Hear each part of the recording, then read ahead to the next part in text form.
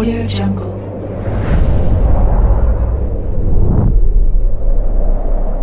Yo, balik lagi bersama Mimin di Manhwa TV. Kali ini kita akan lanjutkan pembahasan dari cerita The Effects of Dragon Mastery. Sebelum lanjut, Mimin ucapkan terima kasih kepada Agan yang telah mentraktir Mimin di Saweria. Semoga rezekinya semakin lancar, amin. Mimin infokan kembali bagi teman-teman yang ingin menonton video terbaru lebih cepat, silahkan bergabung menjadi member di channel ini dengan biaya 5.000 per bulannya. Jika tidak, teman-teman bisa bersabar lebih dulu selama 2-3 hari untuk menonton video tersebut. Tanpa berlama-lama, yuk kita masuk ke ceritanya.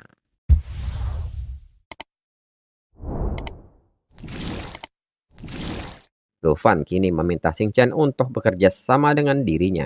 Dengan ini, mereka akan akhiri ini bersama. Xingqian pun mengerti.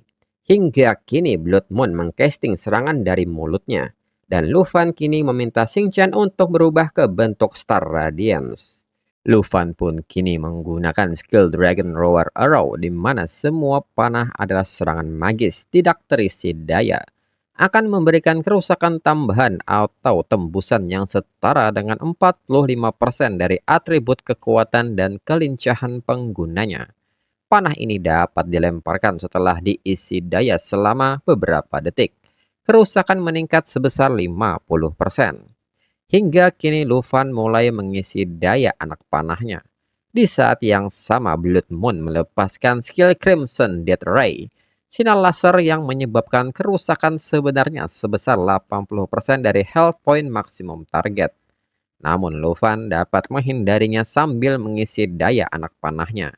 Dan Xingqian yang telah berubah ke bentuk Star Radiance kini mengcasting skill Light of Starfall, di mana Xingqian mengumpulkan kekuatan Starfall dari seluruh tubuh untuk melepaskan sinar laser, menyebabkan kerusakan yang tidak dapat diprediksi, mengabaikan pertahanan dan tidak dapat dihalangi. Kerusakan yang ditimbulkan bergantung pada kekuatan dan level pengguna. Hingga Xingqian kini melepaskan skillnya dan Lufan yang telah mengisi daya selama 3 detik pun kini melepaskan anak panahnya. Hingga dua serangan ini mengenai Blood Moon dengan telak di bagian leher. Dan Demon Devouring Dragon King kini kembali melahap daging dari Blood Moon. Dan bersamaan dengan hal tersebut Blood Moon berhasil dikalahkan. Dan Lufan kini naik ke level 117. Dalam pikiran Lufan, dirinya hampir mencapai kenaikan job kelima. Ini kedua kalinya dirinya memanggil Demon Devouring Dragon King dan dirinya punya satu kesempatan terakhir. Setelah ketiga kalinya Demon Devouring Dragon King tidak lagi berada di bawah kendalinya. Setelah melahap wujud asli Blood Moon, kekuatan Demon Devouring Dragon King pasti akan meningkat pesat. Pada saat itu, akankah dirinya bisa menahan Demon Devouring Dragon King? Jika Demon Devouring Dragon King mencelakai Lab Dragon King, bisakah dirinya menghentikannya? Dirinya harus segera menerapkan rencana Amari sesegera mungkin untuk mengurangi ketergantungan mereka pada Demon Devouring Dragon King. Lalu tak berselang lama, permukaan es yang berada di bawah kaki Lufan seketika bergerak dan mengalami keretakan. Dan dari bawah permukaan es kini sesuatu mendekat naik dengan perlahan. Hingga pasukan ini sampai di atas dan ternyata itu pasukan Shadow Guard. Demon Devouring Dragon King mengatakan bahwa sepertinya dewa kuno yang jatuh merasakan kematian tunggangannya. Lufan pun mengiyakan hal itu. Mereka adalah Shadow Guard yang melindungi peti mati untuk The Fallen Ancient God. Dirinya membunuh satu atau dua dari mereka sekali, mereka dapat terus beregenerasi dan bangkit kembali. Sekarang gelombang monster menyerang. Bisakah Demon Devouring Dragon King masih melawan? Demon Devouring Dragon King mengatakan bahwa itu sudah jelas. Daging dan darah raksasa ini memenuhi dirinya dengan kekuatan. Lufan yang memperhatikan jendela statusnya menilai karena the Ward of the Myriad Dragon. Kecuali Xingqian, semua binatang peliharaannya masih kelelahan. Sehingga mereka harus beristirahat lebih dulu agar bisa dipanggil kembali. Lalu Demon Devouring Dragon King meminta Lufan berhati-hati untuk mendekatkan mereka sebelum menyerang. Bertarung di danau beku mungkin akan memperingatkan The Fallen Ancient God. Lu Fan pun mengerti, lagi pula dia bisa merasakan bahwa tunggangannya mati, yang berarti The Fallen Ancient God hampir terbangun. Namun di saat itu tiba-tiba Shadow Guard menarik peti mati untuk muncul ke permukaan. Dan ini membuat Lu Fan nampak kaget. Di saat peti mati hampir muncul, Demon Devouring Dragon King mengatakan bahwa sesuatu akan datang. Lufan yang memperhatikan hal ini bertanya, mungkinkah The Fallen Ancient God sudah terbangun? Energi ini sangat luar biasa. Hingga energi ini pun perlahan keluar ke permukaan dan ini membuat Lufan dan Demon Devouring Dragon King kaget. Dan energi pun mulai mendekat kepada Xing Chen. Demon Devouring Dragon King pun bertanya apakah mereka dilahap oleh energi yang rusak itu. Lufan pun mengatakan bahwa Divine Bone Arm Armor dan Bladed Breastplate telah hilang. Lufan juga bertanya-tanya di manakah ini, kemana binatang-binatang itu pergi. Lalu peti mati ini pun menanggapi Lufan dan mengatakan bahwa ini adalah domainnya. Dirinya hanya ingin bernegosiasi dengan Lufan dan Demon Devouring Dragon King. Dirinya adalah The Fallen Ancient God. Notifikasi pun memberitahu Lufan bahwa ini adalah dewa kuno peringkat atas. Dan Demon Devouring Dragon King pun kaget karena dia sudah terbangun. Sementara itu, notifikasi sistem memberitahu Lufan bahwa mereka saat ini berada di alam God King. Lufan yang melihat ini akhirnya mengetahui bahwa Fallen Ancient God adalah God King yang berjaya di era sebelumnya. Aturan era ini diciptakan olehnya.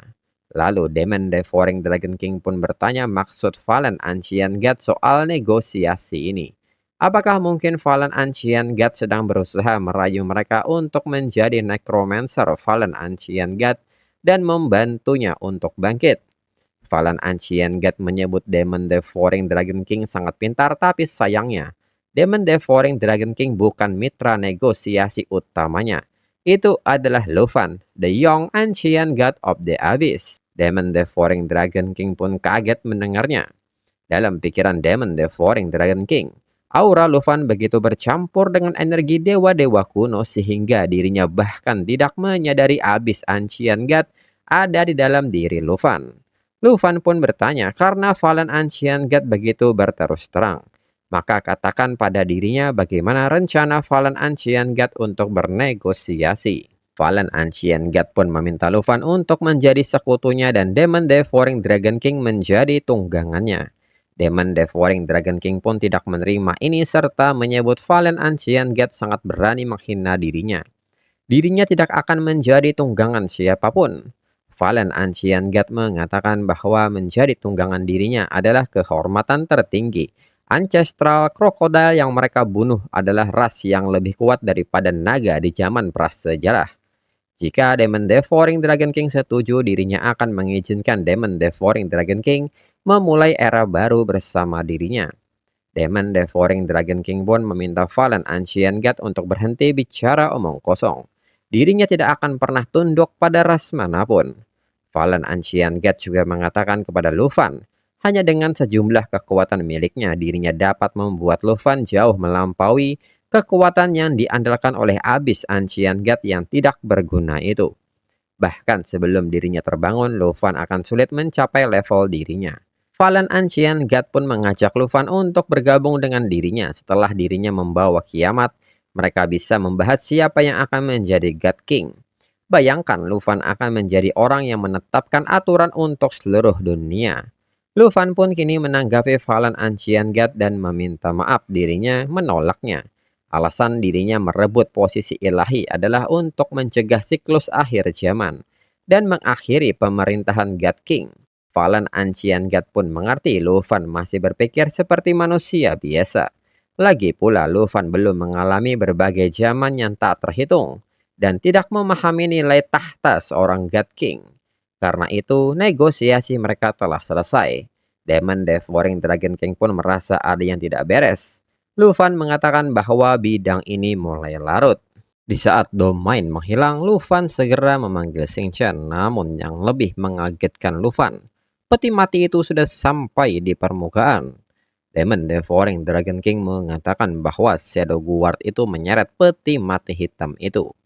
Dalam pikiran Luffy, sementara Violent Ancient God itu sedang bernegosiasi, dia mengarahkan Shadow Guard untuk mendekati mereka berdua. Shin-chan adalah satu-satunya hewan peliharaan naga yang masih memiliki stamina. Jika Violent Ancient God menyerang sekarang, mereka semua mungkin akan mati. Demon Devouring Dragon King mengatakan bahwa dirinya bisa merasakan niat membunuh datang dari peti mati hitam itu. Itu akan melakukan langkah selanjutnya. Luffy pun mengajak Demon Devouring Dragon King untuk mundur. Mereka tidak dalam kondisi yang bagus untuk terus bertarung. Dengan cepat, Shin-chan kini mengaktifkan skill Stellar Shift dengan merobek ruang untuk membentuk celah portal yang mengarah ke lokasi target. Dan di saat yang sama, rantai yang ada di peti mati hitam ini mulai terlepas. Dan sesuatu kini muncul dari dalam peti. Dan ini membuat Luffy panik dan segera Luffy mengajak Demon Devouring Dragon King untuk segera masuk ke dalam portal. Hingga kini sebuah lengan besar menghantam permukaan tanah. Lalu 5 menit kemudian di tempat lain, Sujian yang berada di garis depan beserta pasukan Griffin nampak kelelahan. Dalam pikiran Sujian, sudah hampir sehari sejak Luffy berangkat dan gelombang monster terus datang. Mungkinkah Luffy gagal? Namun di saat itu Sujian sendiri bertanya apa yang dirinya pikirkan. Tidak mungkin Luffy gagal. Luffy pasti masih bertarung. Jadi dirinya harus fokus melawan gelombang binatang buas. Lalu kini seorang anggota datang serta meminta Sujian untuk melihat ke arah sana. Para monster buas itu melarikan diri. Petugas pun yakin bahwa Luffy pasti telah mengalahkan Blood Moon.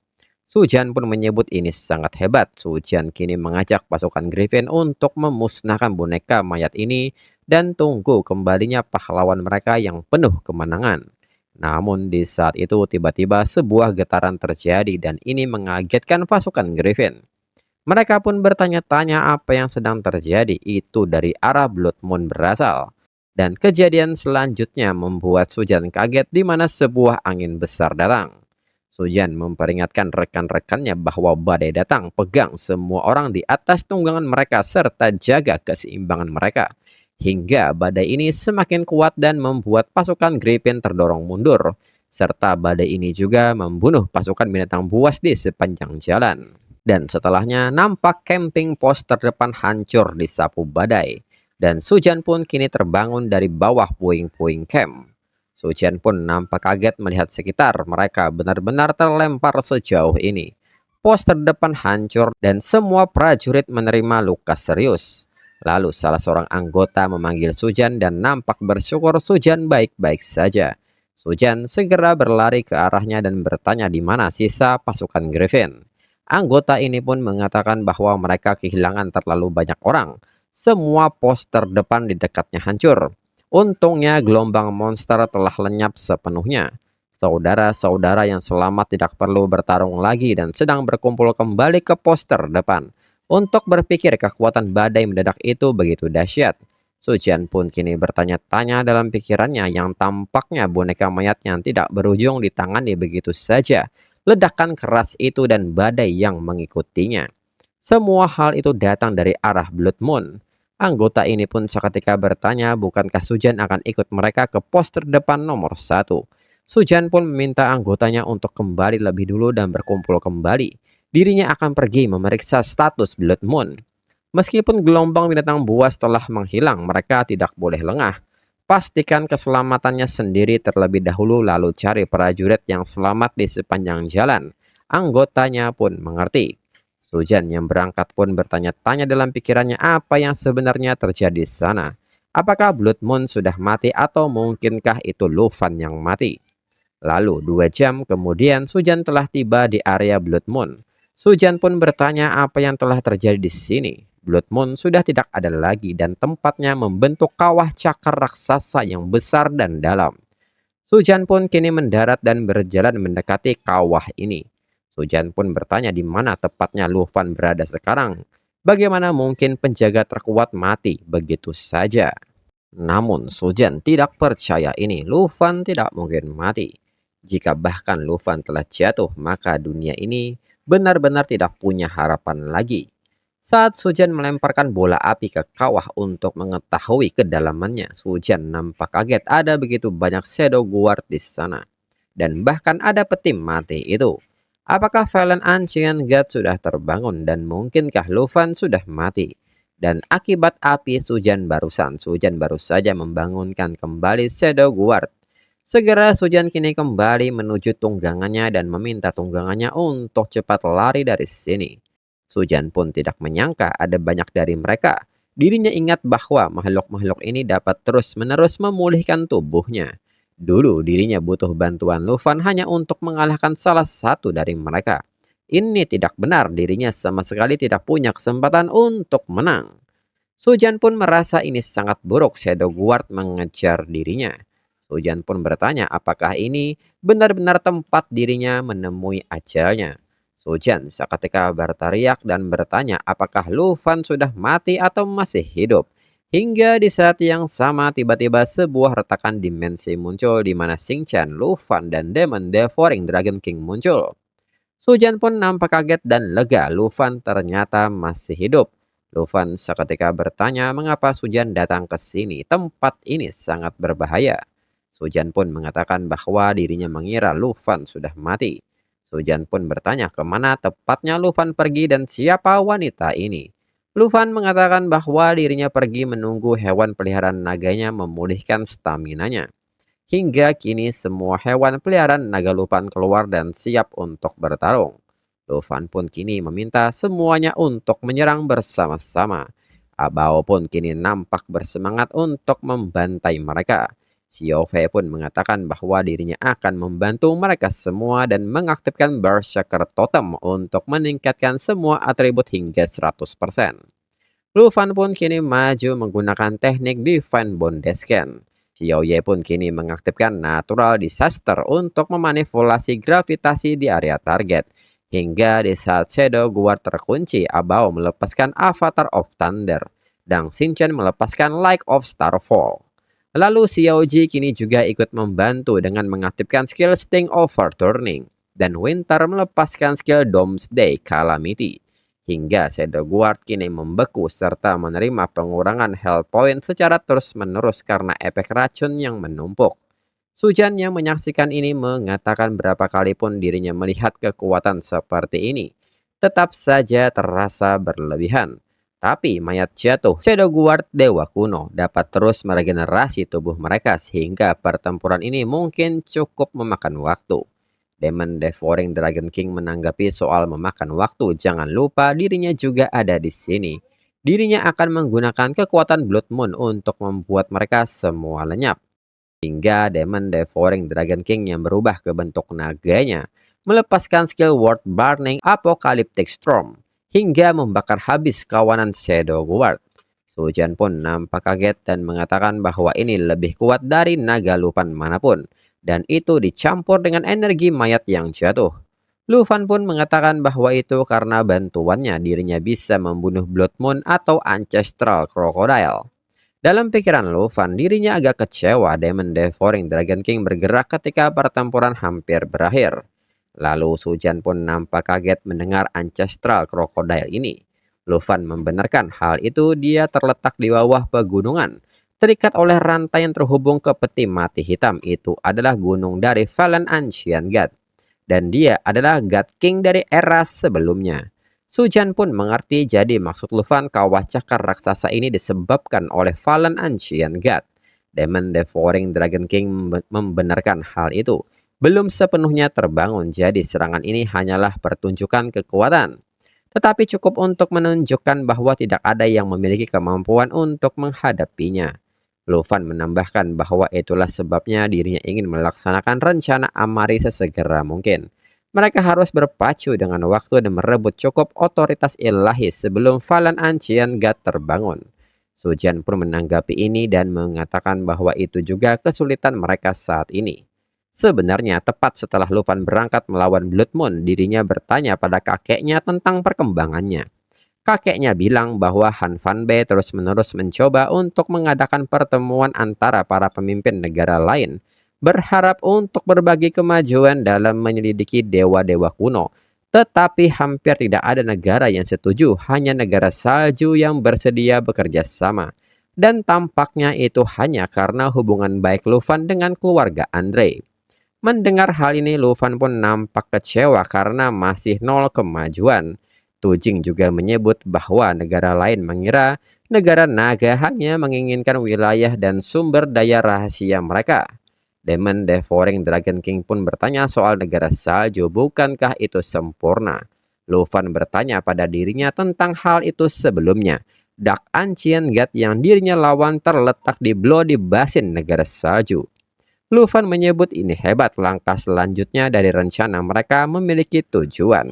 Sujan pun bertanya soal Dark Ancient God, kapan mereka menemukan yang lain, bahkan ketiga tetua pun belum membuat kemajuan apapun.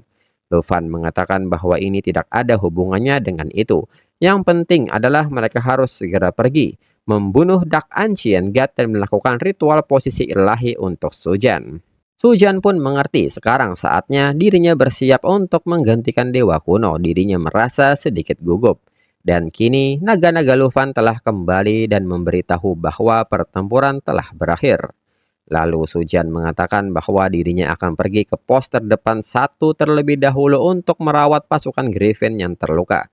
Meskipun gelombang binatang buas telah lenyap, mereka masih perlu membentuk beberapa skuad. Mereka bisa memantau pergerakan Valen Ancient God saat mereka pergi untuk berjaga-jaga jika gelombang binatang buas kembali. Tapi Luffy tidak perlu khawatir, itu tidak akan memakan waktu terlalu lama. Mereka bisa berangkat dalam 2 hari. Luffy pun mengerti dirinya akan menunggu Sujan di bandara perbatasan. Dan untuk episode selanjutnya tunggu 2 minggu lagi. Sekian dan terima kasih.